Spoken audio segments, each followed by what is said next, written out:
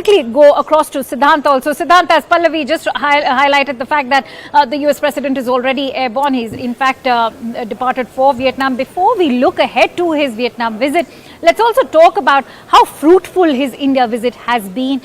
Take us through what have been the key takeaways of the US President's presence in India bilaterally and in terms of his multilateral presence as well.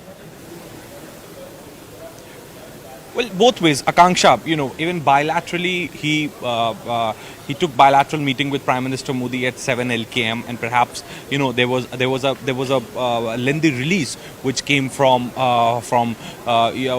White House, confirming the development, at the same time saying that most of the issues on agenda were reviewed, fast tracked, and perhaps both the leaders appreciated the work of working groups and consultation groups. So that is for the bilateral commitments. Now, when it comes to multilateral commitments, then Biden did attend first two sessions of the G20 summit, and perhaps the first two sessions were the main sessions where consensus was to be built, and America has played a very significant, or perhaps important role in building consensus, because we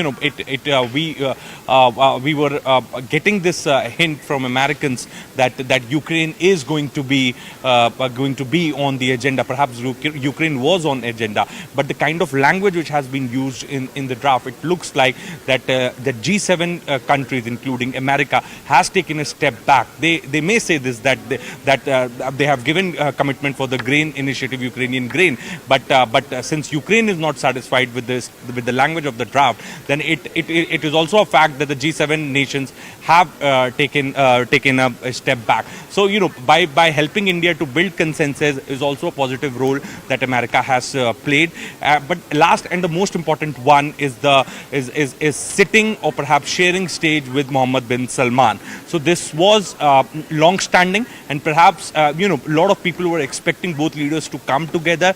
Now, when and where was the big question.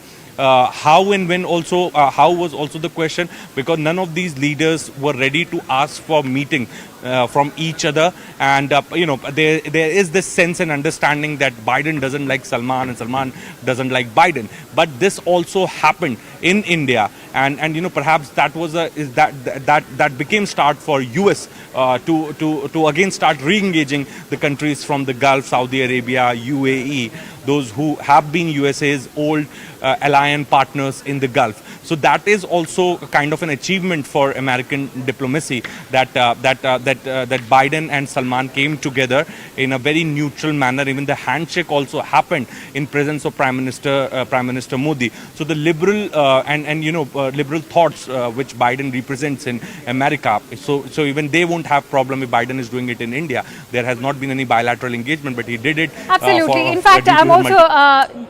Let me also take my next question from Professor Brahmachalani, who continues to stay with us.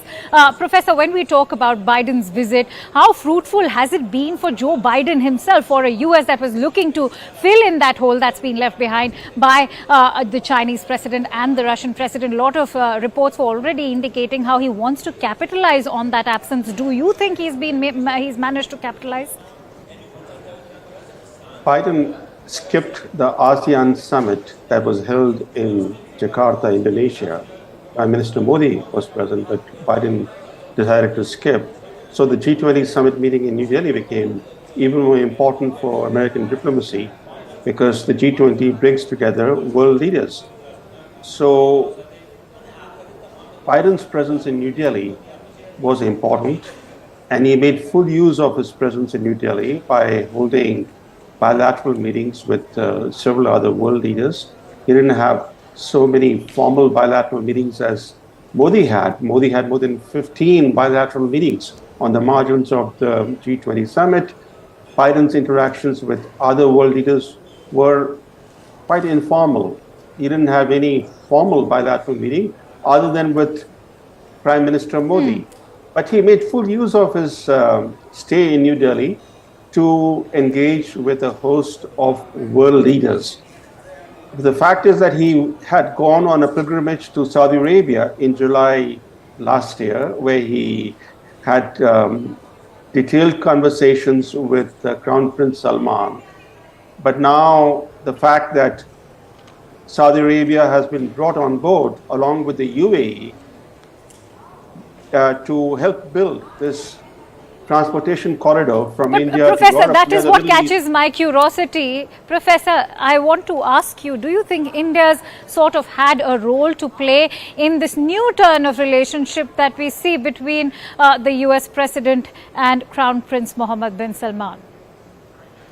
Well, actually, I don't think India played any critical role because the fact that Biden went to Saudi Arabia last July 2022, clearly underscored the fact that America was trying to mend fences with Saudi Arabia.